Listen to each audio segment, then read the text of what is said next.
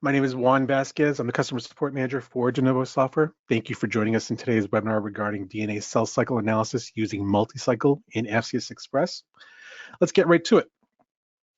So today's webinar is going to focus on DNA cell cycle analysis in FCS Express using the Multicycle AV system.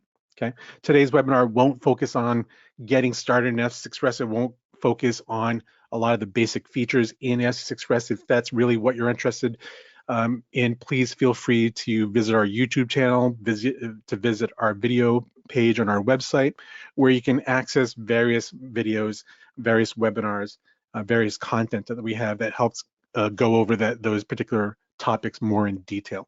Okay, today's focus is just going to be on cell cycle in FCS Express and the tools that are available for users that want to perform cell cycle in FCS Express.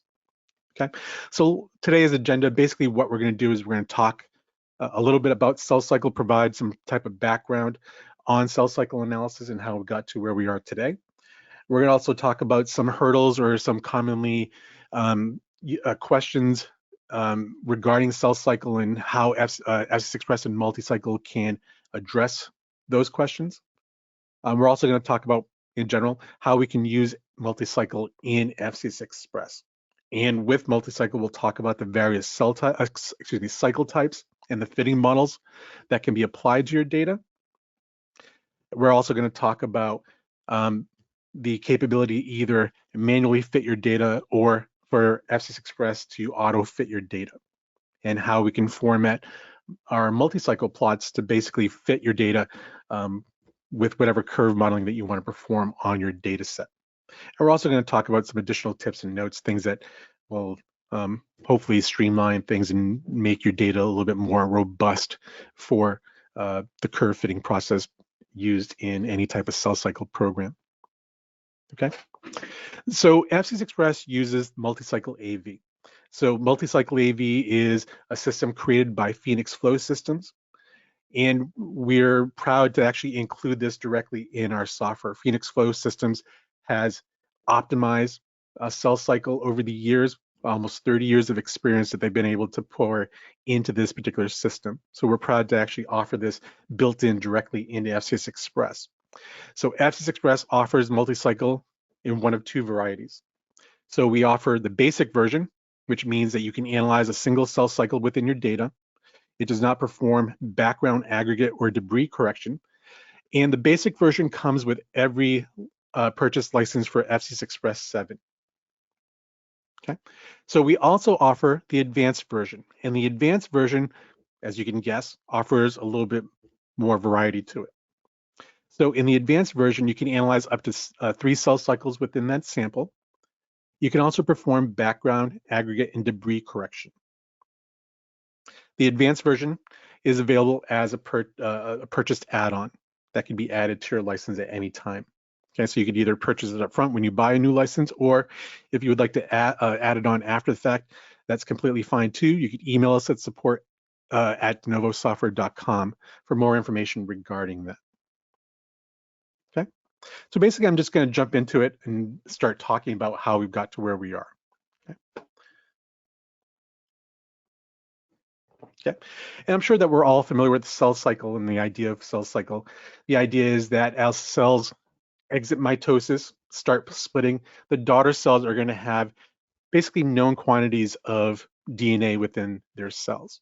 Okay, and since this is fairly predictable, we know that as a cell is preparing for synthesis, as it's going through replication and then preparing itself for mitosis, we know what that DNA content is going to be for each of the cells in each of those segments. Okay, so cells preparing for synthesis are going to have 2N, as we refer to it. As it goes through replication, there's going to be variable content of DNA in that sample. And then finally, it's going to have 4N as it prepares itself for mitosis and growth. Okay, now theoretically, we can plot this rather easily. So we know that our G1 cells are going to have basically 2N. We know that the cells, as they enter mitosis, are going to have 4N. And we know that the S phase is basically in between that, and the cells in there are going to have variable DNA content. Okay, it's very clean, very easy to picture. The problem is that real life doesn't meet that. right? Real life is never this clean. It's never theoretical, okay? So what happens is we're going to have variability in our peaks. We're also going to have variability in the ratio between our G0, G1. Theoretically, that should be a ratio of 2, of G2 to G1. But in reality, it's never really going to be that. It's really closer to 1.95 to 2.05, somewhere around that neighborhood, give or take. Okay.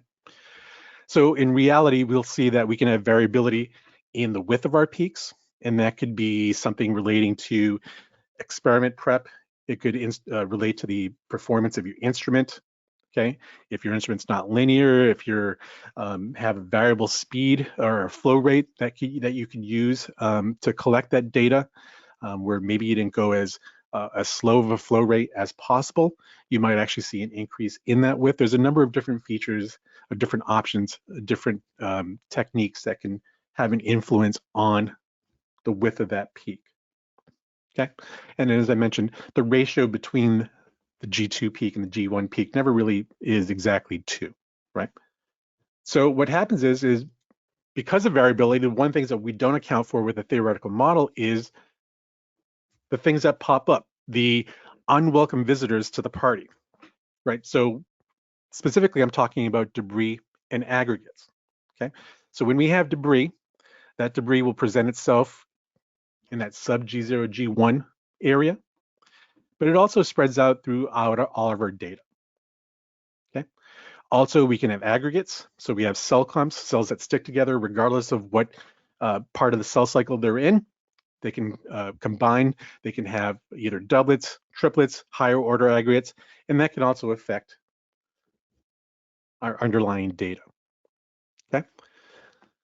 So while our data may look like this, when we actually view this in software in a histogram, you can see that it'll actually look something like this, where we can see the outline of our data, we can see various peaks. As you can guess, data representing in this way would probably be pretty hard to differentiate using normal techniques where you're probably gating or creating a marker to quantify each of these peaks. If you add in other cycles, if your data happens to have multiple cell cycles in the same sample, that can actually make it even harder for you to differentiate your data, okay? And this is where modeling comes in. So any program worth its weight for cell cycle analysis will have some type of mathematical modeling to which it'll fit the data, so that way you can provide more information about what those peaks are, where they're represented in your data set. Okay. Now there's various models on in the industry, whether it's something like the Watson Pragmatic or the Dean Jet. The most well-established model that's proposed was by Dean Jet in 1974. And the idea is that since the theoretical model of a cell cycle sample is so predictable, what we could do is we can basically add some Gaussian broadening to each of those peaks to better display our data. Okay, it's basically the Dean Jets based off of a theoretical perfect distribution of the components of our cell cycle.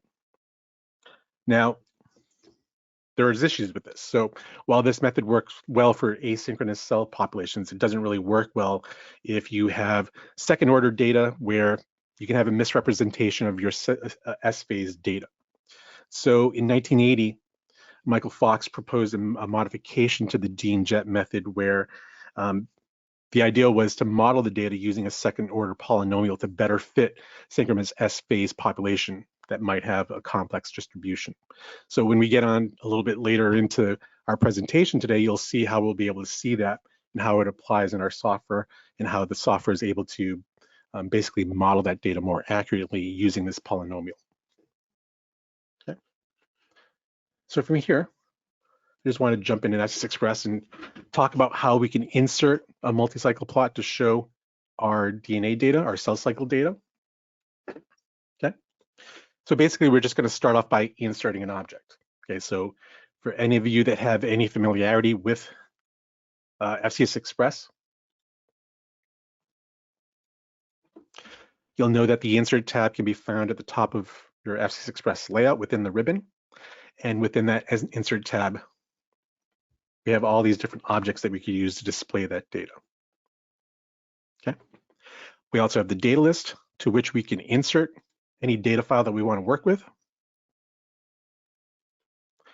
And then if we have data in here, we can actually just take that data, drag and drop it onto our layout, and tell FCS Express what kind of plot do we want to create from that.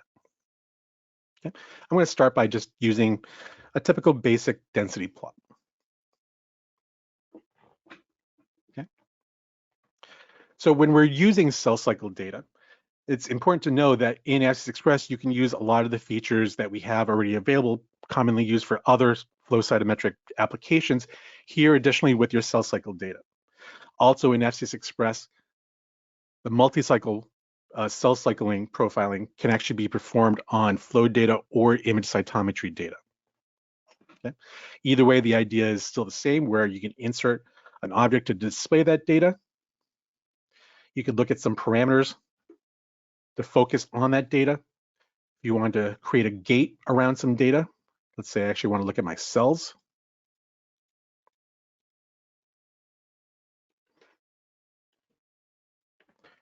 Give my cells a name. And maybe from that cells gate, maybe I want to do some type of doublet discrimination. So one of the tips that typically come up with cell cycle data is to not only collect area parameters for your data, but also to collect height and width parameters for your data set if you're able to do so. And the idea is that if you are able to collect area and height parameters with your scatter parameters, for example, you'll be able to easily differentiate between your single cells versus any aggregates. Okay, if you're looking at, for example, forward scatter area versus forward scatter height, if you're looking at single cells, your single cells should be proportional to one another. So you basically should have a straight line between the two. They should be of a fairly equal magnitude. Any cells that are clumped together, you'll see that they'll have an increased area as a result, as they pass through the laser, as they're interrogated by the laser in your flow cytometer, and that those events are captured.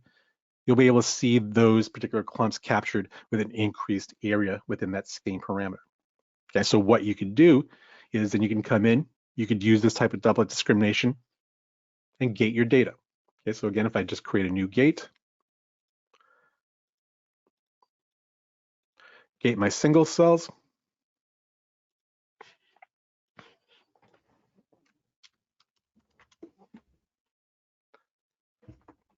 I could use those cells and apply them to a multi-cycle plot.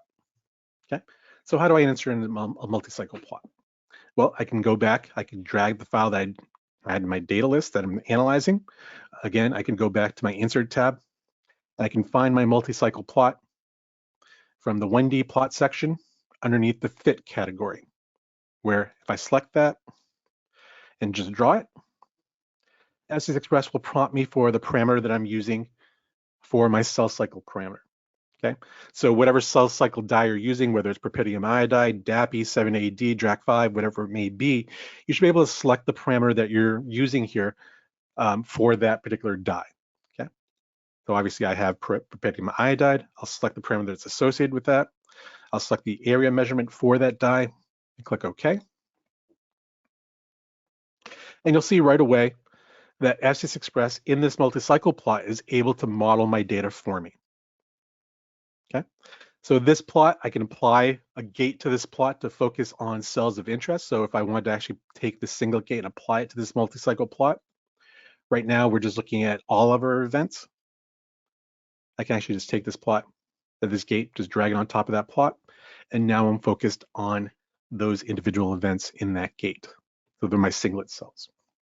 Okay, so just like all my other plots in FCS Express, I can format this plot.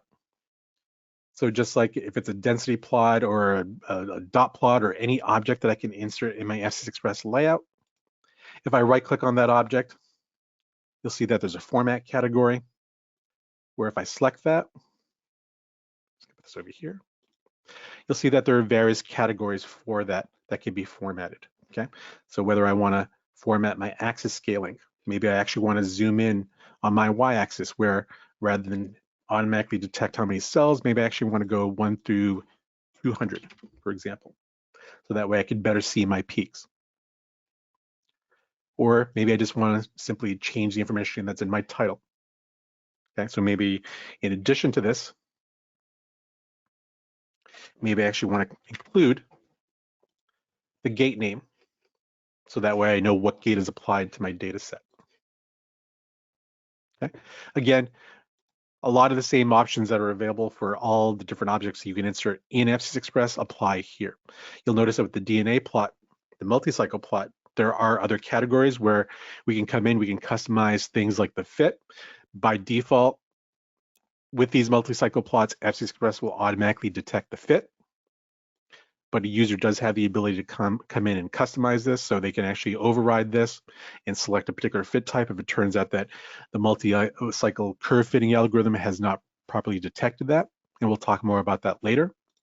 And we can also come in and customize the background. Okay, so if we need to override the background, we can actually do that directly in this module as well.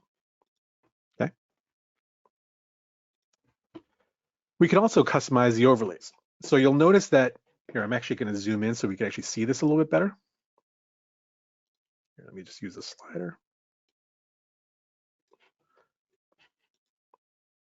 Okay. So basically what FCS Express is doing in these multi-cycle plots is basically adding a curve to each of the components of the cell cycle that's found in my data set. Okay. So I can find that information from my overlays tab when I'm actually formatting this object. So you can see here that there's going to be a peak regarding the noise. We're going to see the overall fit of our data. You'll see that there's curves in here as it relates to my diploid cell cycle, the G1 component of my diploid cell cycle, my S phase of my diploid cell cycle, the G2, and if I have any aneuploid peaks. It'll also color and provide some type of characteristic to the G1, the S, and the G2M components of that aneuploid peak. Okay, so I could actually select one. You'll see down here, it gives me the ability to format these. So if I actually want to fill the histogram rather than provide an etching, for example, I can come in, I can change that. You can see how my data updates here in the background. If I wanted to provide some type of transparency, I could do that. If I wanted to change the styling of the line used around the border of that curve, I can do that as well. Okay, and this is typical of the same type of features that you would find in our one-dimensional histogram that you would normally use on a day-to-day basis. Okay. Again, if there are any questions, please feel free to type the questions into the questions section of the GoToWebinar control panel, and my colleague Greg Veltri is online to answer them as we go along. Okay. So once we get our multi-cycle plot looking at our cell cycle data, let me just zoom out. What we could do is we can extract statistical information from this data set. Okay, so just like any other plot in FCS Express, if you're familiar with this, if you right click on a plot, you're able to get stats, whether it relates to gate stats, quadrant stats, what have you. If you right click on a multi-cycle plot, you'll see that you'll still have a same statistics category, but you'll see that they're going to be statistics as it relates specifically to DNA cell cycle. Okay, so the first one is our DNA cell cycle stats, which will show us a lot of the stats that we can use to analyze this data set. Okay, so first of all, it'll show us any of the cycles that are available within our data set. So if we have a diploid peak, if we have a diploid cell cycle, if we have an aneuploid cell cycle, we'll see that information within these cycle stats. And we'll also see the stats as it relates to each of the peaks available within each of those cycles. Okay, so we'll have a mean for the G1 peak, we'll have a mean for the G2 peak, we'll have CVs, percentages for each of the individual peaks, as well as a total. If we have an aneuploid peak, we'll have the same type of information, but you'll also see that we'll have a stat for the DNA index. Okay. As with any of our stat boxes on any other plot, whether it's a gate stat box, a quad stat box, a histogram stat box, if you right click on these, you can format these and pick and choose what stats you want to display within that table. By default, we actually select all the stats as it relates to DNA cycle stats. I'm going to put this over here, get it out of the way. What we also do is we offer something called DNA experiment stats.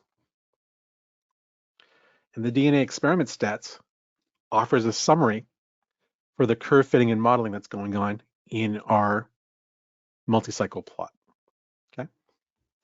And we should note that this is to be used as a guideline, but you can see that the experiment stats do offer whether or not any aneuploid peaks are observed. If there is, what the percentages that relate to that particular peak, how well Multicycle is able to determine the S phase and what confidence level it has with that curve fitting process, and the overall stats as it relates to the experiment. Okay, and we'll talk about these a little bit later. So there's going to be a stat called chi-square, as well as the average percentages for our S phase and our aneuploid peaks, and also an assessment of how much background aggregate debris correction we had in this particular sample. Okay, the biggest takeaway from these stats would probably be your chi-square. So the chi-square we use as an overall indicator of what the fit is for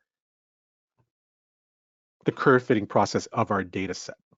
Okay, it's not the only thing that you can use as an indicator of the overall fit, but it's certainly one of them that you could use in tandem with other features. Okay, and that's important because what we could do as far as these statistics are concerned, we can also look at all the different models that Multicycle applies to our data at once.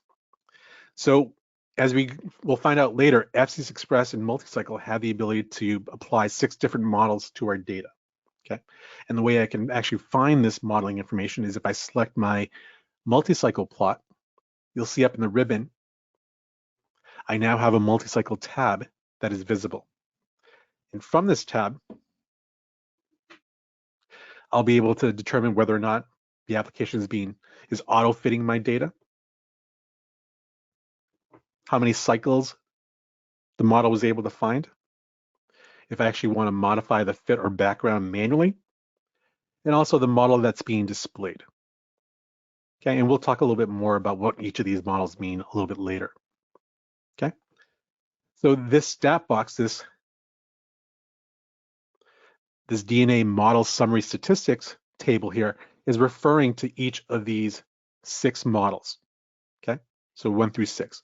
And you can see that one of the stats being reported by each one of these models is the chi-square. Okay, and the idea is that ideally you'd want the model that's representing the lowest chi-square. Okay, in this case we actually have model number 5 that's actually representing a little bit of a lower chi-square. So if you actually want to switch to a lower chi-square, you can select the plot. You can click on model 5. You'll see that the chi-square will also update. But in addition to looking at chi-square, there are probably other things you want to consider when determining what the best model is to apply to your data set. Okay, so not only do you look at chi-square, you can look at the background and aggregate information. And you can also look at and see what the overall S phase confidence is. Okay, ideally you'd like those to be as low as possible and the confidence in that S phase curve fitting to be decent. Okay, and any of those models that provide you that information, that could be a model that you would use for your data set. By default, whenever we apply and insert a multi-cycle plot, FCS Express will apply model 1. Okay, and again, we'll talk about what these models mean a little bit later. Okay. If there are any questions, please feel free to enter them into the questions section of the GoToWebinar control panel.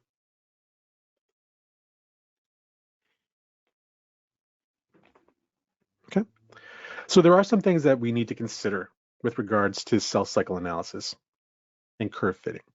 Okay, and one of them is manual versus automatic debris removal. Okay, so the curve fitting is based off of your totality of data in that plot. Okay, so with regards to debris removal, it's people probably intuitively think that they want to remove as much debris as possible from our data set. And that may be accurate to a particular extent, but it's also important to know that the curve fitting actually uses that debris as a way to base the modeling on the underlying data. Okay, so for example, if I have a gate here where I'm looking at debris, what I can do is I can actually apply this gate to this plot. And you'll see that the stats below right now, by looking at all my data set, I'm basically having a background and aggregate and debris estimation of about just under 18%. As a result, based off of that background information, I have about 7.5% is being estimated for my S phase. As I adjust this to remove background information, you'll see what will happen to my stats. Okay, so my background's going to drop, but you'll also see that my S phase is going to increase as a result. So it's important to know that by removing your debris from your cell cycle parameter, it will overestimate the S phase while decreasing the amount of, while underestimating the amount of debris in your sample. Okay, so if I actually come in a little bit further, and let's say we actually cut off all debris on the back end here, you can see how basically the modeling now thinks that there's no debris. It's probably not correctly applying a model to my data set. So we want to make sure that we do have some type of background information being captured in there with our data set, so that way the modeling is being appropriately applied to our data set. Now, this is not to say that you can't perform some type of singlet or doublet discrimination as part of your gating strategy, which we've seen earlier. What I'm recommending here is not, if you're going to gate for debris, to not do it on the same parameter that you're using as your cell cycle parameter. If you're going to gate on debris, if you're going to remove debris or you're going to remove aggregates, to really do it off of a parameter where you can actually gate on that data from a height and width parameter, or excuse me, from an area and height parameter based off of a scatter property from your data set. And then you can take that gate, apply it to your data. There'll still be some debris in there, but at least you'll get a better representation for the curve fitting that's being performed on your data set in the background.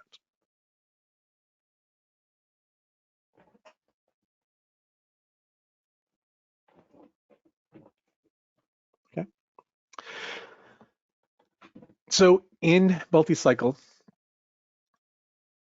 there are a number of different types of cycles and modeling that FCS Express will apply to these plots automatically. Okay, and for the most part, you'll find that the algorithm will do a good job of picking the proper cycle and model to apply to your data set. However, it is important to know that the user is always going to have a better understanding of what their data set is. The modeling is just performing modeling and looking at your data mathematically. It doesn't necessarily know the complete ins and outs of your data set. So as a result, you can still apply multi-cycle, use multi-cycle in FCS Express, have the multi-cycle algorithm apply a curve fitting. It might not necessarily be the most accurate for your data set. So it's important to know that the modeling doesn't necessarily have a full understanding of the biology of what's going on in your data set. So for example, here I have 6 different samples, all with different types of expression with regards to cell cycling in their data set. So here, let's focus on the top 3 here. Okay. So if I select a plot, I go to my multi-cycle tab, you can see that FCS Express is auto-fitting. Okay, so I know that in this particular case, this is actually a data set where it does contain 2 different cycles. I could see that the automatic algorithm for cycling and modeling that's applied to it was correctly able to pick that out. And the same thing with this particular sample. Okay, here in this sample, this is actually a sample that was created where we put 3 different cycles together, and you can see as a way to test it that the application was able to correctly apply 3 different cycles to this data set. Okay, now obviously not every sample is going to be clean, cut and dry like this, so it's important to know that there will be situations where you might need to kind of intervene as a user and having, as a scientist, having a full understanding of what the sample is presenting to the modeling. Okay, so for example, here we have what appears to be a 2-cycle set. However, in putting this data set together, we know that there's only 1 cycle here in this data set. This other peak here is actually a standard or reference that was added to the sample. So that way we can actually have the software kind of model it based off of that standard. So for example, if I actually wanted to override that, you can see here that the cycle that was applied by multi-cycle is probably incorrectly labeling it as a 2-cycle process. So with the cycles here, from the drop-down menu, you'll see that there are a number of different cycles that we could use that might be better options for a data set. In this case, I want to use the one that's called the standard overlay peak. And the idea is that it will now apply a model. It will calculate the stats knowing that this is full well my diploid peak and that this is actually a control peak, a reference peak. And all the stats coming from that will automatically update as a result. Okay. Earlier, we talked about how the DeanJet Fox method made a modification to the DeanJet method to make it easier and more accurately display synchronous S phase data. Okay, so here's a data set where the model that's automatically applied to our data set didn't necessarily capture our peaks correctly, right? You could actually see that it missed this one peak right here, while assuming that this main peak here in the middle is the beginning of our diploid cell cycle, where this is probably all part of the same cell cycle. This was a sample where the S phase was arrested as part of its treatment.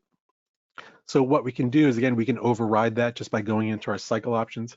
You can see that there is a cycle option for synchronous S phase, where once we select that, then it'll make the appropriate changes, and under the assumption that this is all part of the same cell cycle where that S phase was arrested as part of that.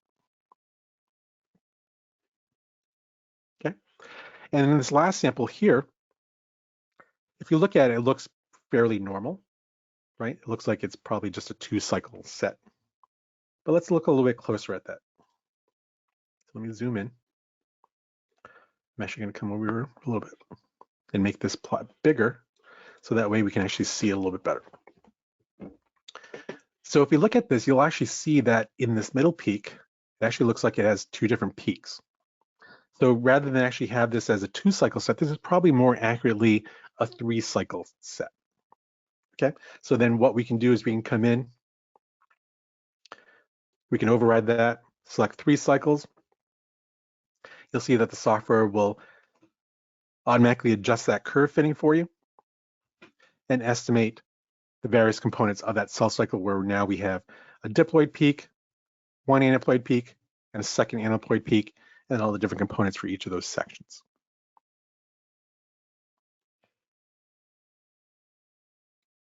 Okay. Are there any questions so far? If so, please feel free to type them into the question section of the GoToWebinar control panel.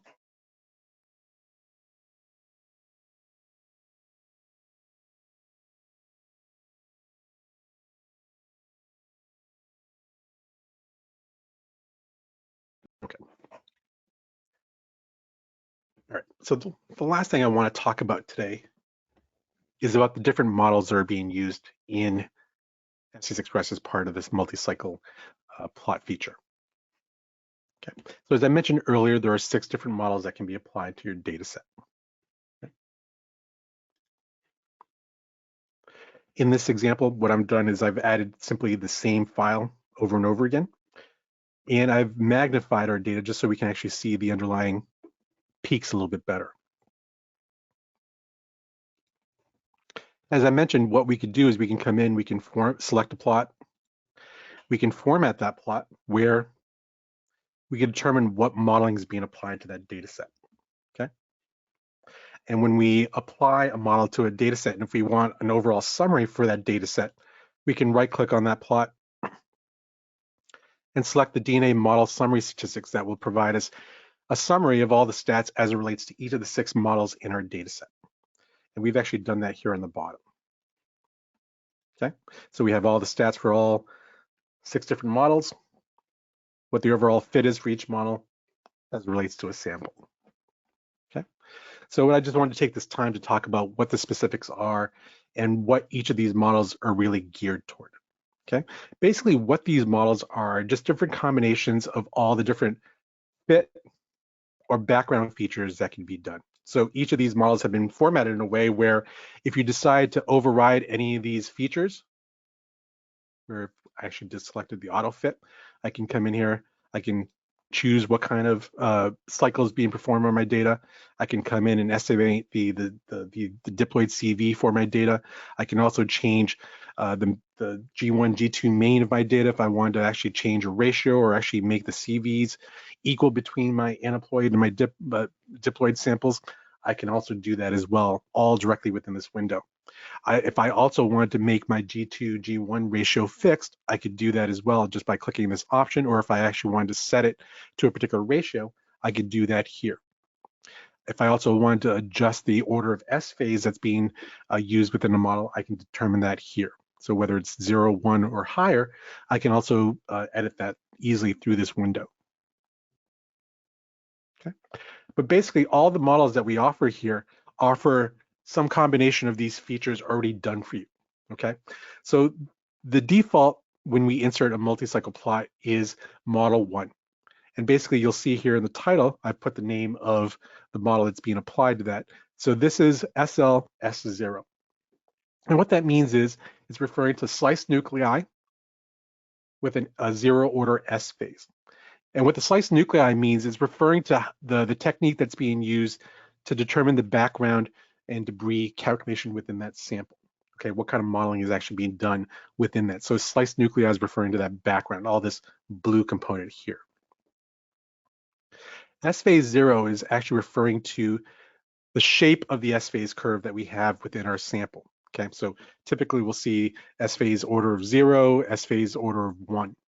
Okay, an S phase order of 0 basically means you have a flat curve. There's not really much jaggedness to it. It's pretty flat, pretty even, pretty symmetrical. Okay, it's pretty typical of what you would see in an S phase. Okay.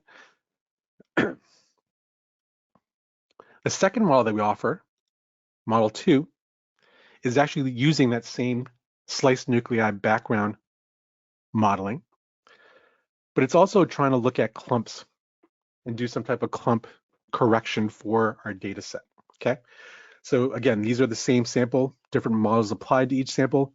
You'll notice that here it's actually pretty flat within my debris curve, this blue curve that extends throughout my sample set. Here with model 2, where we are actually looking at any type of clumping correction, you can see that there are little peaks here where the model is estimating that there might be clumps in that particular area of our curve. Okay. Models 3 and models 4 are similar to model 1 and 2, but what they're actually doing is they're working on a constraint of the G2, G1 ratio. And the idea is that the G2, G1 ratio that it uses for these models will be determined by whatever the user last entered within those modified values within those format windows we're just looking at. Excuse me. So for 2 cell cycle models, the G2, G1 ratio of the diploid cycle is going to be constrained to be equal to the aneuploid G2, G1 ratio that resulted from whatever you determine as part of that fitting model. For a 3 cell cycle model, the G2, G1 ratio for all 3 cell cycles is constrained to be the equal of the average of the 2 aneuploid G2, G1 ratios that was determined by whatever the user entered as part of those customized ratios within those format windows. Okay. So in these 2 particular models, so in model 3 and model 4, we're just using variations of those techniques. So again, we're using a sliced nuclei background modeling to determine what that background level is. But in addition to doing that constrained G2, G1 ratio on a 0 order S phase, we're also doing a clumping correction. Again, you can see how those clumps would appear here as a result based off that, just like above, but not necessarily with that G2, G1 ratio. Okay. And then the final 2 models, model 5 and model 6, still using a sliced nuclei background, but what we're doing is we're doing this under the assessment of an S phase of an order 1. And what that means is that the S phase has more of a trapezoidal or a sloped look to it. So basically you have a trapezoidal appearance on your S phase, or the edges or the back end of that curve slope one way or another pretty dramatically compared to the normal distribution of the S phase. Okay, so we have that for the sliced nuclei, and we also have that where we have the ability to look at a sliced nuclei background, but also to equate the CVs of all the CVs of all the peaks where they're constrained according to what the user defined within that format window that we looked at earlier. Okay, so regardless of the model, regardless of the plot in which we're displaying this data, we do have the ability to kind of view this information summarized for a particular plot, where rather than have separate plots, we can determine what the best fit is for a particular data set by looking at that chi-squared. And then, as I mentioned before, having that lowest chi-square would basically implies that that would be the best fit for your data, but you should also kind of take that into a consideration where you're looking at that chi-square as well as looking at the background aggregate doublet information for your data set, but while also maintaining that overall S-phase confidence within your data set.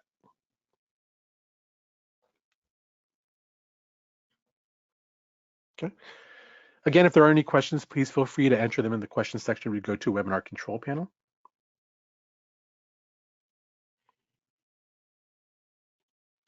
And that pretty much wraps up today's webinar. A lot of information packed into today's webinar. For those of you that might not be familiar with modeling curve fitting, it's nice to know that it's actually all built directly into FCS Express. The overall idea is that to get good cell cycle data, it is important to use a powerful mathematical model to help you deconvolute your data. As you can see, that the more cell cycles, the more variables that you add to your data set, it's going to be pretty tough to look at something by eye and try to differentiate the different components of your cell cycle by using conventional methods like gating or markers or whatever it may be. Okay. In FCS Express, we offer a fully integrated cell cycle tool that has integrated mathematical models and statistics to help present your data. And also, as I mentioned earlier, Multicycle in FCS Express is either available as a basic option that's included with every license, with every version 7 license, or you can also pay for the advanced option where that way you can enable background aggregate and debris correction, as well as the ability to look at multiple cell cycles within your sample. Okay. The cell cycle tool in FCS Express can be used with either flow or imaging data, as long as you have a cell cycle parameter in which you collected with that data. Should be able to use that in FCS Express with either data set. And overall, FCS Express provides an advanced platform to help you meet your cytometry analysis needs, whether you're simply just looking to create a template and basically play your data through that template, or if you're looking to create a more sophisticated report, you can certainly do that. All the tools in FCS Express will allow you to put that data together and help you present it in a way that you need for your daily result or your daily routine. Okay, so I'm going to stay on the line for a couple minutes to take any questions that you have. For anyone that needs to jump off, thank you for joining us today. This webinar will be posted, and all attendees will receive a link to which they can view this webinar. Again, if you have any questions, please feel free to visit our website at www.denovosoftware.com. For anyone out there that is not familiar with FCS Express or has not used FCS Express, please feel free to download our 30-day demo from our website, where you can use your own data and you can actually use the multi-cycle features that we demonstrated today. And you can always contact us at support@denovosoftware.com. Okay. For those of you that need to leave, thank you for joining us, and I hope to hear from you soon.